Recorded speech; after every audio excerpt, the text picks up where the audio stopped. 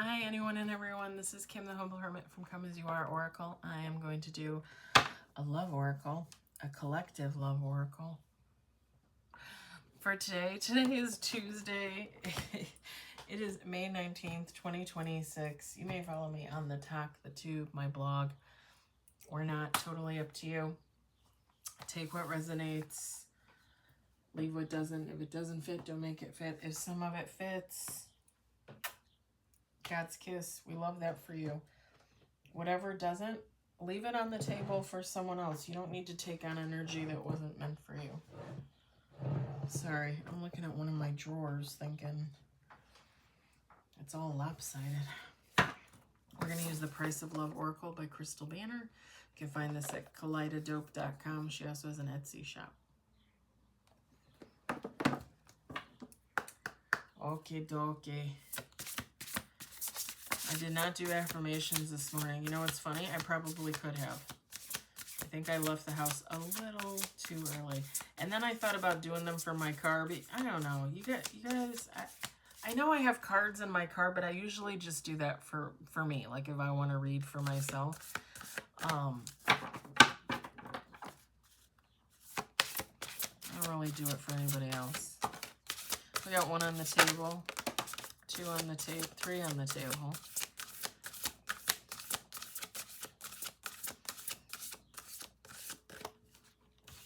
It's not that we have four on the table. We have one hidden there.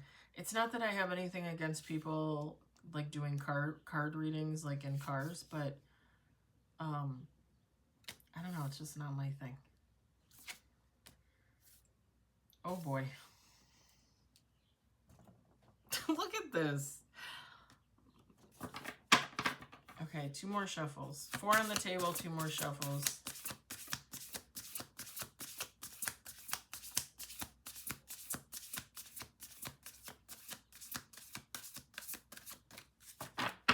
You know what's funny is it's not that hot in here. I'm hot because I was running around. I'm hot because it was hot at work. Last shuffle.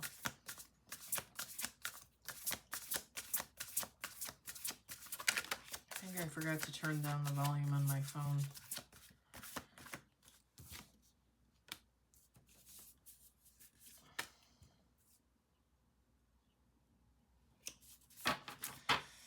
Not really what I was hoping for a happy ending, but it makes sense. It still seems like a happy ending to me. All right, we got 6 on the table with bottom of the deck. We've got surrender. Follow your heart.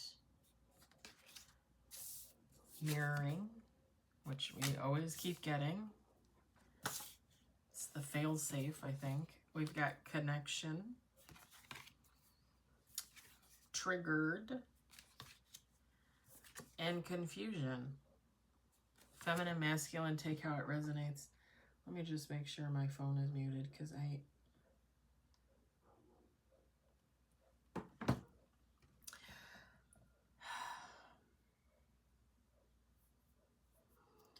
So here's the deal. Somebody is going to be faced with the prospect of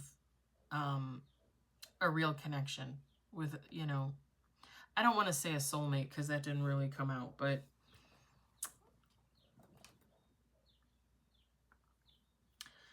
somebody's going to be triggered by something and it's going to cause them to doubt this connection. I guess the question is what triggers you? What triggers you? Because I'll tell you what triggers me. And this is probably why last year, after the last time, I decided, you know what? No more dating. We're good. No more dating. So let me tell you what triggers me. What triggers me is when people lie to me after I tell them I'm highly intuitive and a psychic. That's what triggers me. Like, I already know that you lied about something. Like, it's rolling off of you in waves. Like, God, the angels, the ancestors, they're like, Kim, this dude ain't right. You can feel it. You know it. This chickie ain't right. And then I ask you a question, like, right? Like a leading question. Like, let's see where this is at, right?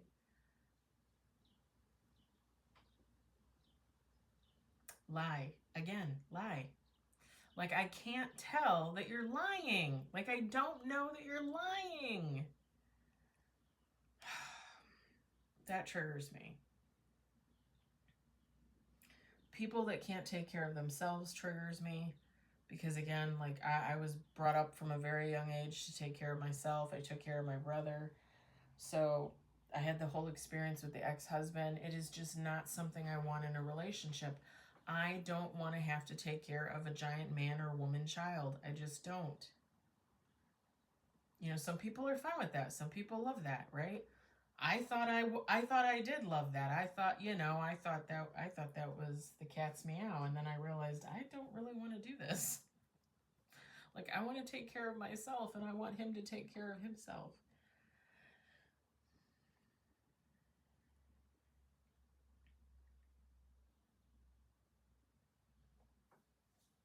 That triggers me.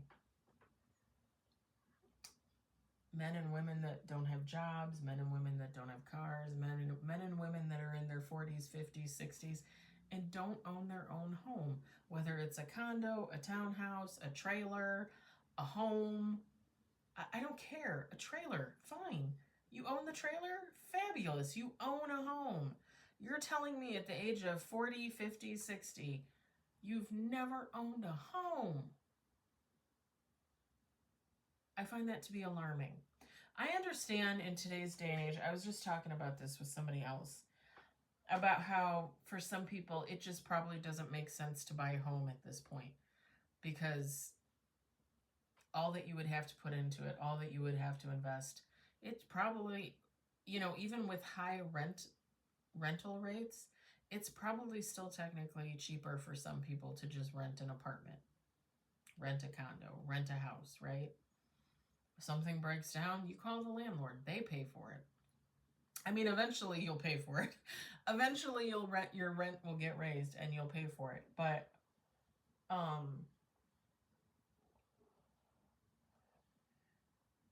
some people think it's cheaper, and like I said, it probably is for some people, right? It probably makes sense. I think it depends on your situation. I think it depends on where you live in the country and all that jazz. But that really triggers me. It really triggers me when people say, like, no, you know, you guys know that the 60-year-old guy that rents a room, he rents the basement of a house, basically. And you know what was funny is, when was I talking to him? That was in November when I last talked, like really talked to him. And that's when I got offended and I stopped talking to him. The guy that I was walking with from work.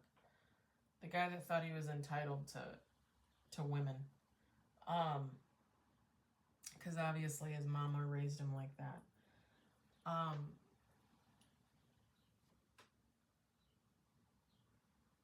What did he say to me? Oh, they're like, I think there were 4 people renting the house. He rents the basement, which I would think would be more for him every month, because he said he has his own bathroom down there, his own living room, a bedroom. Like, it's like a little apartment down there. So I'm assuming he probably maybe pays the most out of all of them. I don't know. I don't know how that works. But he said that they were taking on a 5th roommate, because there's 4 bedrooms upstairs, and it was going to lower all their rent. Like, you know, like, because they were having to offset the cost of not having that 5th renter in the house. So they had found a new roommate. They were moving in. It was going to lower their rent every month. And he was talking about how he was so excited that he was going to pay less in rent. And I'm thinking, you already pay nothing. Even if he pays, let's say $1,000, okay, for his little apartment in the basement. Even if he pays $1,000 for his bathroom, his bedroom, his living room. I think he even said he didn't have a kitchenette, but he had like a mini fridge down there, a microwave down there. Like, he could keep snacks and stuff down there. whatever he wants. He can heat up stuff in the microwave if he's hungry. Like, he doesn't have to go all the way upstairs. And he probably wouldn't anyway, because, no offense, he's just... I saw him yesterday, not today, but yesterday. I think my friend is right. I don't think he's lost any weight. I literally don't think he's lost any weight. He refuses to wear clothes that fit him. He refuses. He's wearing baggy as clothes. I'm down to a large. There are some larges that I wear where I could probably go down to a medium. I have a favorite shirt of mine that's like, I don't know, like an XL, 2XL something for work. I am swimming in that. 3X. No, it's a 3. It's a 3X. Because I got it like last year or the year before. I am swimming in it. But it is one of my favorite work shirts. So when I wore it last week, I wore a tank top underneath it instead of a bra. And then I wore the shirt. Because when I raised my arms the last time I was wearing it, you could see my armpit and my flabby arm and all that. So I wore the tank top so you wouldn't see like all my fat on the side. And I was just like, he needs to wear... So I gave him smaller clothes, y'all. He told me he was wearing 5Xs. 5Xs. I gave him 3Xs. He doesn't wear them. I'm telling you, he doesn't wear them. He still wears his 5Xs. And he was wearing the 5Xs before he was starting to work out last year. And he looks the same to me. Like, and my friend's like, I don't think he's lost anything, Kim. He just keeps wearing the baggy clothes so he can say, oh, I lost weight, and people look at him differently. Like, oh yeah, you did. But they forget. They forget that he was wearing that before. He looked like that before. Anyway, what I'm trying to say is he rents the basement. He thought it was such a great deal that they were taking on a 5th renter so his rent could go down every month. Dude, you can't support yourself. Listen, I would love to have a lower mortgage. I would love to pay less in association dues. I would love it. I would love it. And I would want that for anybody else. But when you are telling me that you can't afford, we'll say $1,000 a month in rent, that you are that excited that a 5th person is coming in so it'll offset the cost of your rent.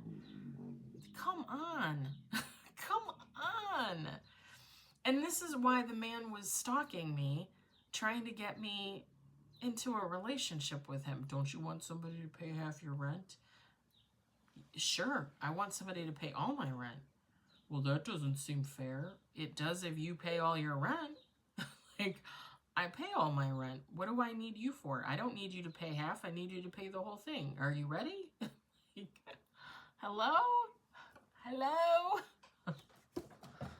Oh my gosh. That triggers me. Y'all know it triggers me. I talk about it all the time. I can't let it go.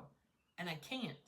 And I think I can't let it go because forget about his weight. His personality is just abominable. And I just used a big word. His personality is abominable. Like, it's horrible. He triggers me.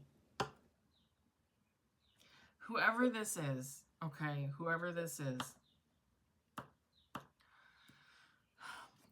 this is supposed to be something. Like, this is supposed to be something. And how you're going to know is this is going to be somebody that you're mirroring. Like, you two are going to be experiencing the same things.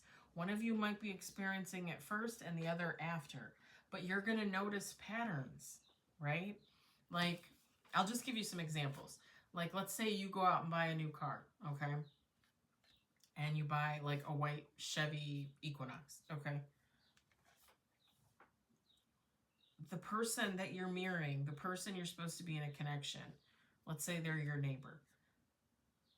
A month and a half after you buy your white Chevy Equinox, they go out and buy a white Chevy Equinox. You take in a stray orange cat. This person, as far as you know, when you've talked to them, oh, they don't like cats. But all of a sudden, they're taking in a black cat. And now you have something to talk about. You hurt your foot walking around outside in the yard, pulling up weeds. 2 weeks later, your neighbor comes home and you see a boot on their foot, and you're like, what happened? Oh, I hurt my foot gardening. Like somebody is gonna notice like synchronicities in this connection. Like two people going through the same thing, just not necessarily at the same time. It could even be like, you know, you sign up to take some classes at the local college, and you go to take the classes, and when you go to the class the first day, they're there. They're taking the class too. Let's say you work with this person, and you go into work, and you sit down at a table, and you pull out your lunch, and they come over, and they're like, hey, Susie, hey, Tommy, can I come sit with you for lunch? And you're like, yeah, sure. And they sit down, and they pull out their lunch, and you guys have the same exact fucking lunch.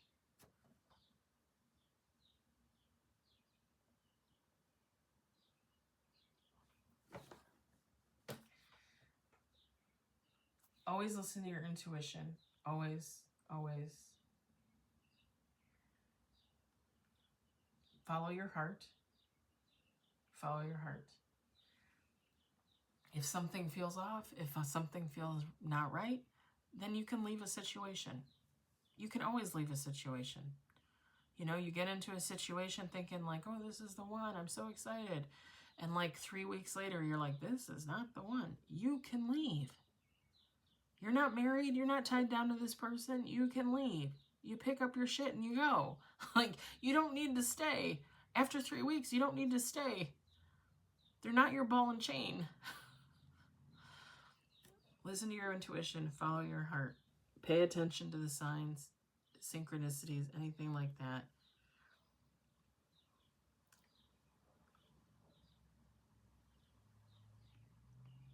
And I think either some people are going to be triggered by something, and then they're going to be like, well, wait a minute, if I'm triggered by this, then this person isn't for me. But that's not necessarily the case. It depends on what you're triggered by and why, right?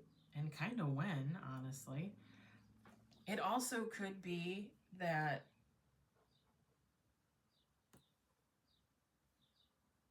you're not triggered by this person, but they're triggered by you.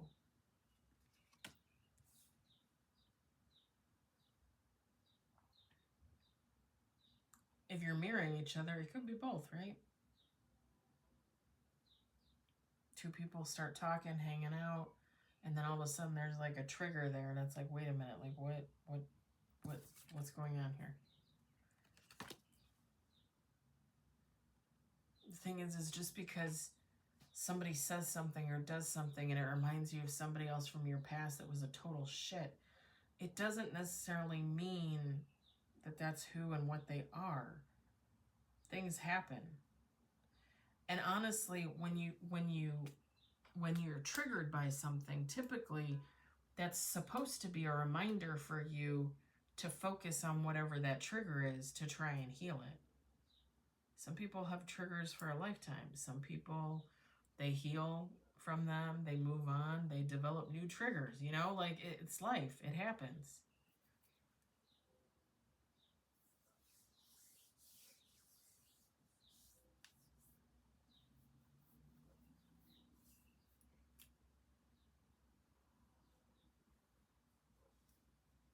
Something about like lizards or serpents, because I heard in my head sea serpent, but I saw like almost like I don't know if you guys ever collect them, the Thai beanie babies.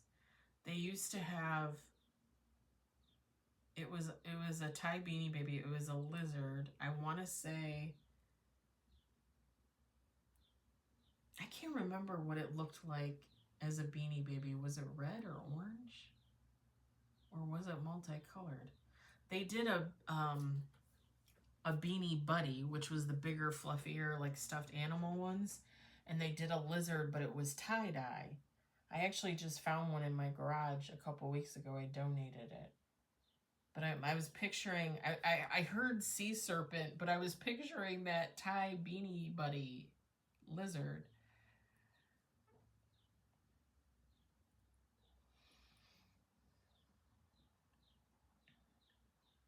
Maybe look up the meaning of lizard. Maybe look up the meaning of sea serpent. Because we always want to jump to conclusions and be like, like bad omen or something, but maybe it's not. Just like when people hate spiders. Spiders are actually supposed to be good luck, you know?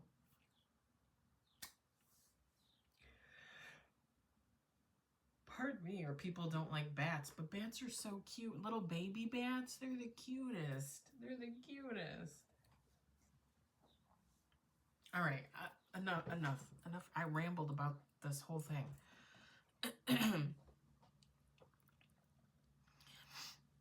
I'm going to leave it there. Take how it resonates. I hope it resonated. I hope you enjoyed it. I hope, if anything, you were entertained. I hope you enjoyed story time with Kim. I hope everybody has a fabulous evening, a wonderful Wednesday. Just a reminder, I'm off tomorrow. I have a dentist appointment in the morning, and then I'm coming home to stay home because they're coming to clean my dryer vent tomorrow. So I have to stay home until they come. I don't have any plans other than to walk, work on my book, and read tarot. So that's what I'll be doing tomorrow. Again, hope everybody has a good night, and I'll talk to you later. Bye.